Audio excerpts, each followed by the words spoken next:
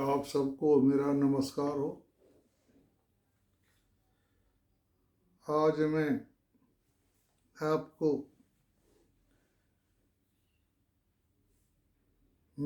एक बना रहा हूँ जिसमें मैंने प्रसंग रखा है कि बड़ा कौन होता है, इसके बारे में वीडियो बना रहा हूँ। तो मैं इसमें बता रहा हूँ कि बड़ा आदमी कई तरह से होता है। पैसे में बड़ा, उम्र में बड़ा, पद में बड़ा, बुरे काम करने में बड़ा, अच्छे काम करने में, और क्रोधी में बड़ा, क्रोध करने में बड़ा, और अनुभव में बड़ा। तो बड़ा तो कई तरह से होता है, लेकिन वास्तव में बड़ा होता कौन है, उसका मैं थोड़ा सा यहाँ पर उदाहरण देकर के समझा रहा हूँ कि बड़ा कितने प्रकार के होते हैं और बड़ा कौन कहलाता है कि यह बड़ा आदमी है। एक बात मैं आपको बता रहा हूँ कि जो बड़ा उसको ही कहा जाएगा जिस बड़े का कभी अंत न हो, उसकी बढ़ोतरी हमेशा बढ़ती रहे और उसको लोग चाहते रहें।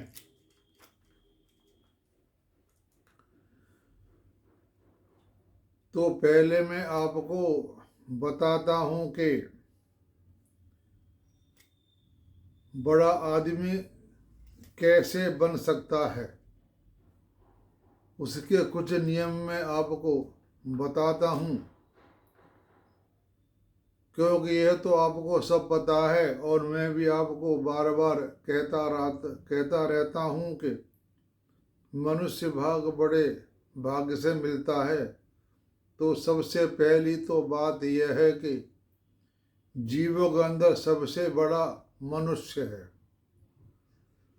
अब मनुष्यों में बड़ा कौन है, वो बात मैं आपको समझाता हूँ कि पहला तो बड़ा मनुष्य योनि है, सबसे बड़ी मनुष्य योनि है। देवता भी इससे पीछे रह जाते हैं। तो जो मनुष्य ऋषि, देव, पितृ, मनुष्य तथा पक्षी और पौधों के बारे में जो यज्ञ करता है, इसके बारे में मैं एक वीडियो बना चुका हूँ कि यज्ञ 5 प्रकार के होते हैं। जो यह 5 प्रकार यज्ञ करता है वही मनुष्य कहलाने योग्य है। बाकी तो जानवर से बेहतर कहा जाएगा, क्योंकि पेट तो हर जीव भरता है, पेट भरता है और संतान भी पैदा करते हैं, वो तो एक अलग बात है, वो तो हर एक का नियम है, प्रकृति का नियम है। और खा पी के सो जाता है, फिर दिन में खड़ा हुआ अपने खा पी के सो गया। लेकिन जो मनुष्य इन 5 चीज़ों को ध्यान में रख कर के कार्य करता है वही आदमी बड़ा माना जाता है। ऋषियों, सबसे पहले मैं ऋषि को लेता हूँ कि ऋषि के लिए हम कैसा बड़ा बनेंगे। हम जब जीव पैदा होता है मनुष्य, तो वह कुछ ऋण लेकर के आता है ऋषियों का, देवताओं का, पितरों का, मनुष्यों का, पक्षी और पेड़ पौधों का इनके कर्तव्य काम करना चाहिए। इसी के निमित्त यह काम बनता है कि हम हमारे शास्त्रों का अध्ययन करें, हमें उनके बारे में पता लगे कि कौन कैसे किसने क्या किया और उसका नाम आज चल रहा है। वह आज आदमी बड़ा बन गया। देवों के बारे में हम कुछ कर्म करते हैं, ये तो हमारे परम पिता ब्रह्मा जी ने बता रखा है कि आप देवों के प्रति कार्य करो और देव तुम्हारे प्रति कार्य करेंगे। और अब बात रही नंबर 3 पर पितरों के बारे में, तो जो हमारे पितरों ने जो कुछ अच्छे कर्म किए हैं उसको कर्म को आप आगे बढ़ाते रहें। बुरा कर्म किसी ने किया है तो उसको आप छोड़ दें, क्यों गलती से बुरे कर्म भी हो जाते हैं। हमारे पितरों से किसी के प्रति से बुरे काम हो सकते हैं तो आप बुरे काम को छोड़ दें। जो हो गया सो हो गया, अच्छे काम की तरफ ध्यान करो, अच्छे काम करो। हमारे पिता ने हमको पैदा किया है, माता पिता ने, और हमारा लालन पालन किया है, हमको बड़ा किया है और बड़ा करके हमको सब कुछ सिखा दिया। उसके बाद वही कार्य हमें करना चाहिए जो हमारे माता पिता ने हमारे लिए क्या किया है। उससे हमारे पितरों का उद्धार होता है। और अब बात रही मनुष्यों की, तो मनुष्यों के प्रति हमें अपने शरीर अनुसार उनकी सेवा करें। सेवा होती है 3 प्रकार से, तन से, मन से और धन से। इस 3 सेवा में चाहे कोई गरीब आदमी हो चाहे पैसे वाला हो, वह किसी रूप में सेवा कर सकता है। पैसे वाला है पैसे से कर सकता है, और जिसके पास पैसा नहीं है वह तन से कार्य कर सकता है। कुछ कार्य मन के होते हैं वो मन से कर सकता है। मन से काम करने वाले में पैसे वाले की भी गिनती आ जाती है और गरीब आदमी की भी। जिसके पास जैसा है वैसी सेवा करे, तन से, मन से और धन से।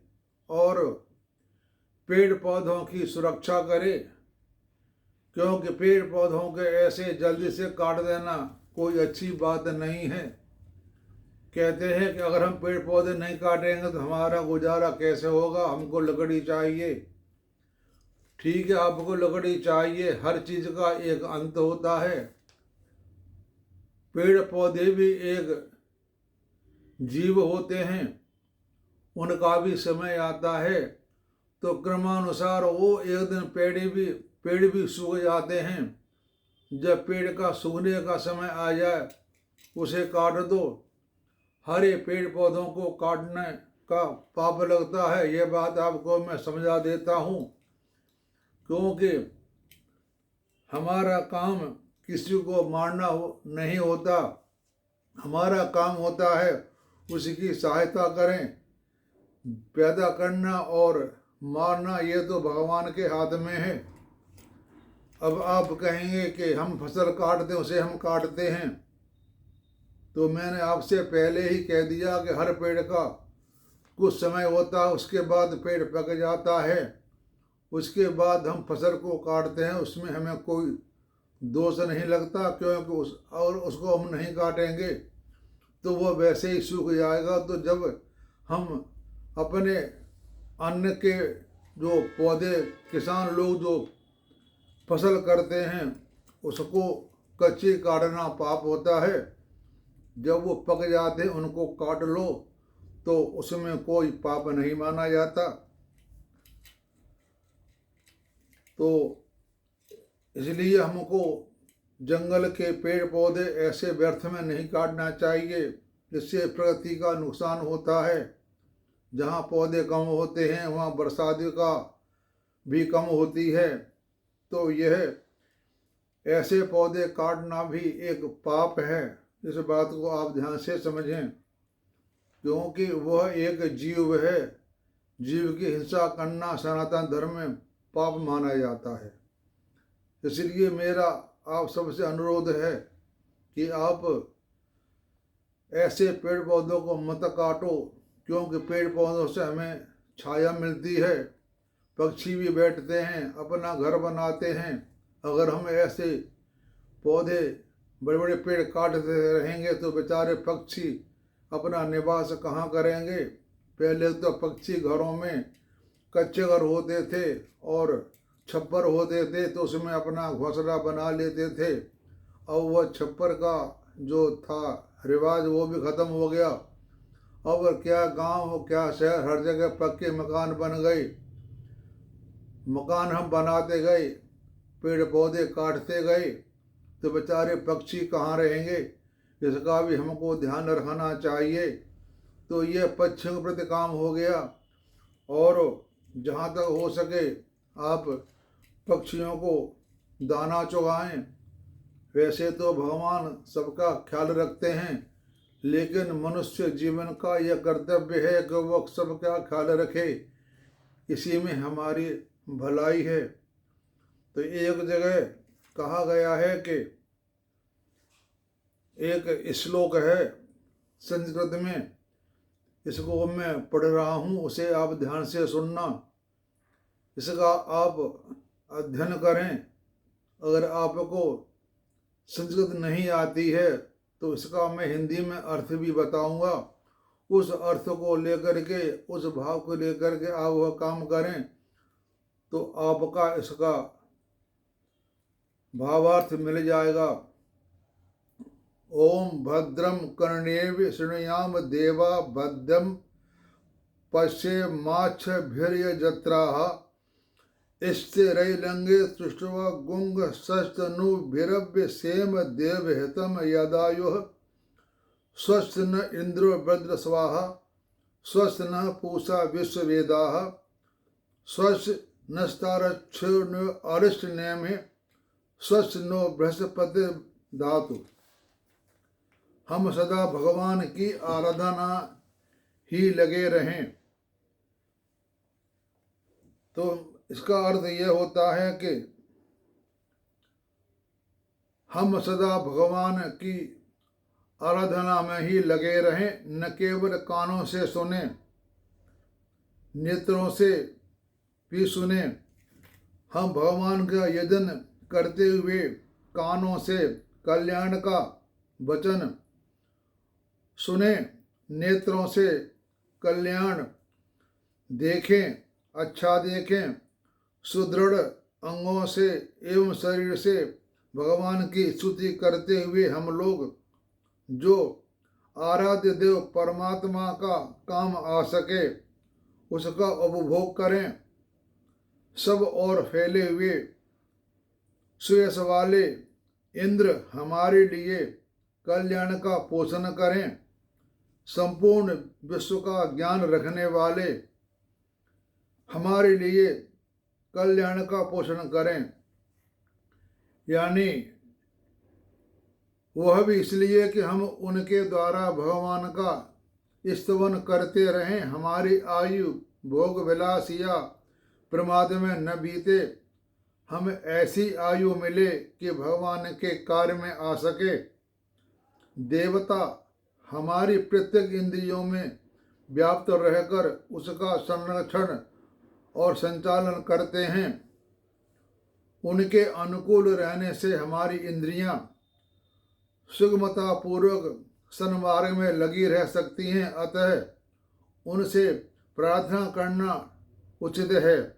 जिनका श्रेयस सब और फैला है वह देवराज इंद्र, सर्वज्ञ पूषा, अरिष्ट निवारक गरुड़ और बुद्धि के स्वामी बृहस्पति, ये सभी देवता भगवान की दिव्य विभूतियां हैं।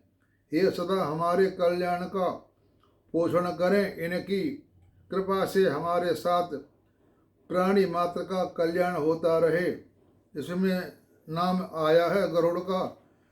मैंने गरुड़ के बारे में एक वीडियो बनाई है, उसे आप देख लेना। गरुड़ को भगवान ने वरदान दिया है कि तुम अजर अमर रहो और तुम्हारे अंदर मेरी जैसी ताकत और बुद्धि रहे।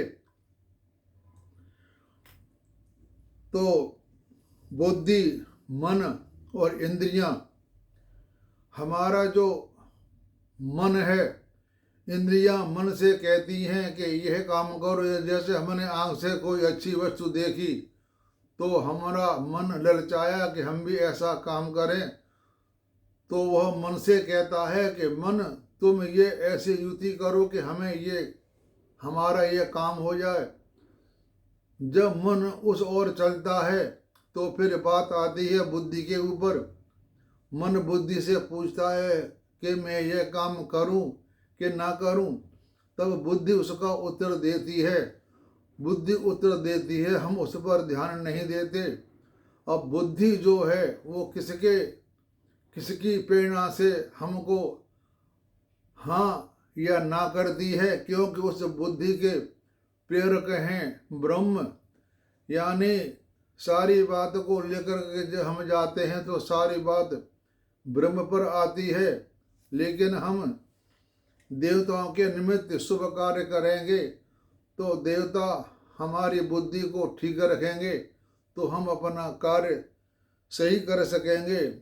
बहुत से पेड़ ऐसे होते हैं, बहुत बड़े होते हैं कि बड़ा हुआ तो क्या हुआ, जैसे पेड़ खजूर, पक्षी को छाया नहीं फिर लागे अति दूर। तो इतना बड़ा होना भी ठीक नहीं कि जिससे प्राणी मात्र को सुख न मिले और फल भी बहुत दूर लगे, उसको तोड़ने में भी दिक्कत आती है। वैसे बड़े जो लोग होते हैं, तो जैसे कोई पैसे वाला या बदमाश गुंडा आदमी है तो उससे लोग कहते हैं कि भैया उसके पास मत जाओ क्योंकि हम इसका मुकाबला नहीं कर पाएंगे, तो उससे लोग डरते हैं। तो ऐसे लोग बड़े होते हैं जिनसे हम कुछ कहने में डरते हैं, उनकी बात को मान करके हम उनके हाथ जोड़ करके उनसे प्रार्थना करते हैं, यानी जो वो कहेंगे वही हमें करना पड़ेगा। तो ये भी एक बड़े आदमी हो गए, बदमाश हो गया, पैसे वाला हो गया, पहलवान हो गया। ये जो बड़प्पन है, इस बड़प्पन की कुछ समय कुछ काल होता है, उसके बाद यह भी चला जाता है। तो ऐसे बड़प्पन का क्या फ़ायदा। आज पैसा है कल नहीं है, आज हमारा शरीर अच्छा है, ताकत है, हम सारे काम कर सकते हैं और हमारे पास कोई भी विद्या है और हमको थोड़ा अहंकार आ गया तो भी बात ठीक नहीं है। जैसे हमारे रावण महाराज हैं, मैं उनको महाराज ही कहूँगा क्योंकि रावण के बराबर कोई ज्ञाता नहीं हुआ जिसने सारे देवताओं को वश में कर रखा था। वश में करने का मतलब यह नहीं कि उन्होंने उनको मार पीट के वश में कर लिया। रावण ने देवताओं को वश में अपने पूजा पाठ तप करके वश में किया था। ये उनका तप था रावण का जो उन्होंने वश में कर रखा था, लेकिन उनको सिर्फ अहंकार ले बैठा, इसलिए उनका आज नाम लेने में लोग सकुचाते हैं। अपने पुत्र का नाम कभी कोई रावण नहीं रखता, क्योंकि इतना बड़ा विद्वान, प्रकांड विद्वान कहते हैं, लिखा भी है कितना बड़ा विद्वान न कोई होगा और ना कोई हुआ है और न कोई पहले था। तो बड़प्पन वही है। फिर बड़प्पन की बात, सबसे बात यह है कि बड़ा उसको कहते हैं जिसके पास संतोष है और उसमें झुकने की क्षमता है। हर तरह वो झुक जाता है। वो ये नहीं सोचता कि मैं पैसे वाला हूँ या बदमाश हूँ या मैं बड़ा पहलवान हूँ। जिसको झुकने की आदत है, जिसके अंदर नम्रता है, और जिसके पास संतोष है वही आदमी बड़ा कहा जाता है, वही सबसे बड़ा आदमी है। और यह बड़प्पन की सीमा कभी समाप्त नहीं होती। यह बड़प्पन एक ऐसा बड़प्पन है कि इसको आप जितना मर्जी बढ़ा लो, यह बढ़ता ही चला जाएगा। इसे कहते हैं धर्म बेल, कि हमारे ऐसे ही हम पितरों निमित्त ऐसा काम करें कि जो हमारे पितृ काम कर गए हैं उसमें पानी डालते रहें, यानी शुभ कर्मों को करते रहें तो हमारे पितरों का नाम बढ़ेगा।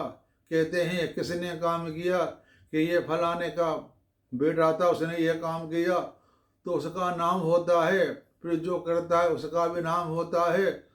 तो हमको बड़े काम के लिए बड़े काम, नेक काम करना चाहिए। मैंने आपको नेक काम बता दिए। 5 प्राणियों के प्रति हमें नेक काम करें और उससे हमारा भी कल्याण। और 5 तरह के जो हमारे प्राणी बताए, ऋषि, देवता, पितृ, मनुष्य, पक्षी, पेड़ पौधे, उनका भी भला, हमारा भी भला। तो इस तरह से बड़े आदमी और छोटे आदमी के बारे में आप भी निर्णय ले सकते हैं। ये मैंने जो आपसे बात कही, तो आप भी मुझे कमेंट में जाकर के आप मुझे बता सकते हैं कि हमारी जो मैंने बात आपको समझ आई वो सही है या नहीं है। कमेंट आप देंगे तो मुझे भी लगेगा हाँ कि मेरी वीडियो को कुछ भले आदमी देख रहे हैं और उसको समझ रहे हैं और कमेंट भी कर रहे हैं, प्रोत्साहन भी दे रहे हैं कि हाँ बहुत अच्छी बात कही। फिर ये जो सारी बातें हैं हमारे शास्त्रों में लिखी हुई हैं, उन्हीं बातों को मैं दोहरा रहा हूँ। मैं अपनी नई बात कोई नहीं कह रहा हूँ। और एक बात और रह गई, अनुभव।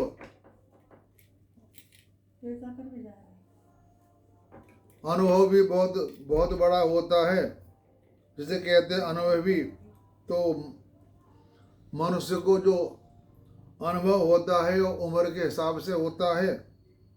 कोई एक बच्चा है 10 साल का, एक मनुष्य है 50 साल का, तो उसको संसार का अनुभव होता है, इसमें भी बड़ा माना जाता है। लेकिन मैं उसी बात पे जोर दूंगा कि बड़ा कौन, इस बात का आप भी फैसला कर सकते हैं कि बड़ा कौन है। बड़ा वही है जो झुक जाता है, संतोष है, वही बड़ा आदमी है। आपको अगर वीडियो अच्छी लगती है तो मुझे आप लाइक करें, सब्सक्राइब करें और कमेंट में लिख भी भेजें कि ये मेरा वीडियो कैसा रहा। आप सबका धन्यवाद।